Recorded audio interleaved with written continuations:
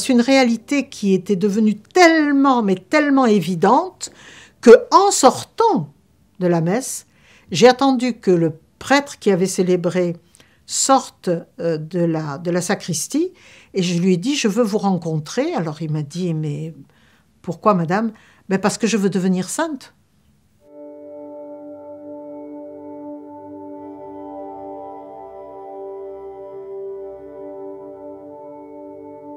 J'étais professeure de théologie. Je peux dire que j'étais croyante, que j'adhérais pleinement à cette foi chrétienne, que je l'enseignais avec bonheur. Mais il y avait comme un blocage à l'intérieur de moi-même. C'est comme si, quelque part, je n'étais pas totalement engagée. Mon intelligence l'était, ma foi aussi. Mais il me manquait quelque chose. Et j'éprouvais ce manque.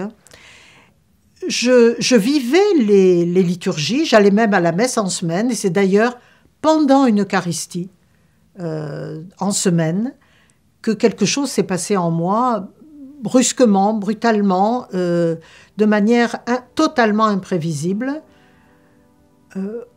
au moment de l'élévation eucharistique après la consécration. C'est comme si j'étais complètement intérieurement habitée par une présence et c'est comme si j'étais totalement unifiée. C'était quelque chose à la fois de simple, mais une certitude. Il est là, Dieu est là, et c'est Dieu que tu vas recevoir. C'est Dieu dans son Fils ressuscité que tu vas recevoir.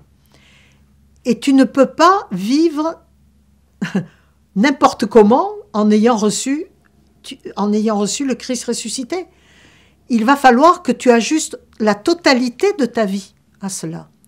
Bref, j'ai traduit cela par un mot, tu n'as pas le choix, il faut que tu deviennes sainte. Et là, j'ai compris que je commençais quelque chose, mais quelque chose de totalement nouveau, comme une sorte de gestation.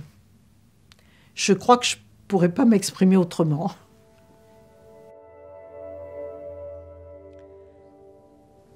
Je ne sais pas si on peut la définir, je crois qu'il faut essayer de la vivre.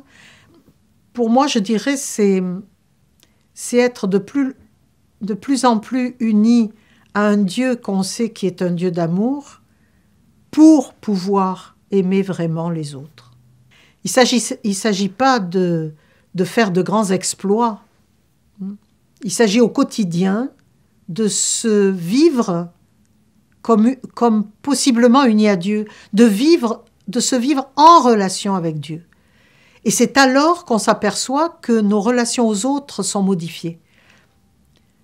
De laisser de la place en nous à Dieu pour qu'il aime les autres à travers nous. Je crois que c'est cela.